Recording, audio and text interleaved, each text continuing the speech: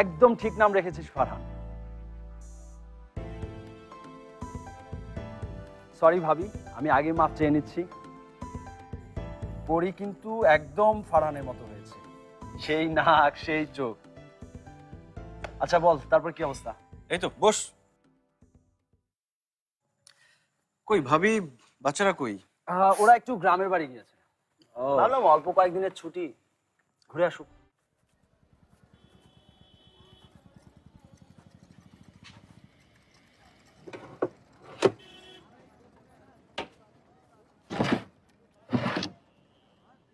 বুয়া, দুধের প্যাকেটটা কই? আগেরটা তো আমি ঢাইলা নিছি। আপা একটু তাকের উপরে খুঁজা দেখেন।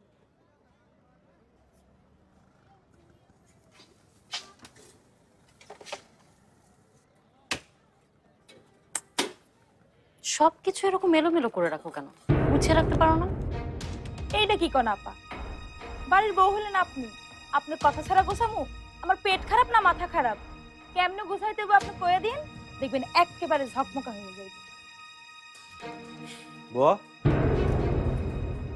গেস্ট রাতে বাসায় খাবে, ভালো কিছু রান্না করো। এই ধরো পোলাও, মাংস, এই টাইপের কিছু। এইটা কি কোন ভাইজান?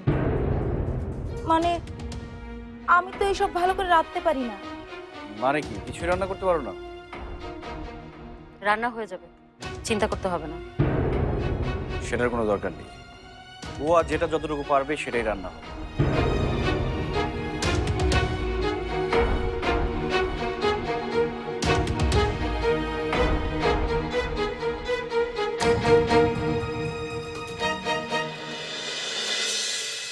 অলিভারের জীবনটা এত দুঃখের ছিল কেন আব্বু? কারণ অলিভারের কোনো বাবা মা ছিল না। যাদের পৃথিবীতে বাবা মা না থাকে তাদের জন্য পৃথিবী অনেক কঠিন হয়ে যায় আম্মু। ঠিক আমার সোনাম্মুর মতো। কি? সোনাম্মুর তো আব্বু আম্মু কেউ নেই, তখন কি আম্মুর জন্য পৃথিবীটা অনেক কষ্টের ছিল? মা চলো, বিছানো রেডি। আম্মু, হুম? যখন নানা নানি কেউ ছিল না তখন কি আব্বু তোমার সাথে ছিল?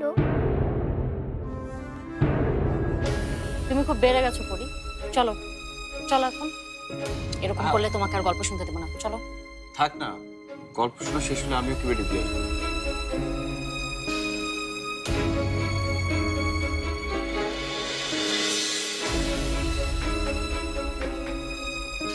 কি হলো? আমার আম্মুটার মন খারাপ হয়ে গেল কেন?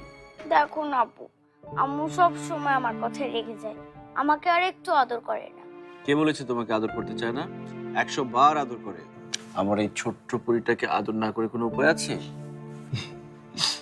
চলো আমরা একটা কাজ করি, আমরা বরং তোমার বেডেই চলে যাই, সেখানে গিয়ে গল্পও করব, তাহলে আম্মুর কথা রাখা হয়ে গেল। তারপর তুমি ঘুমিয়ে পড়ো, ঠিক আছে?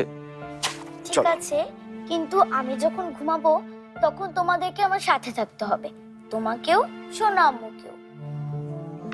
আচ্ছা ঠিক আছে, সারা জীবন তোমার সাথে থাকবো, ঠিক আছে? এখন চলো।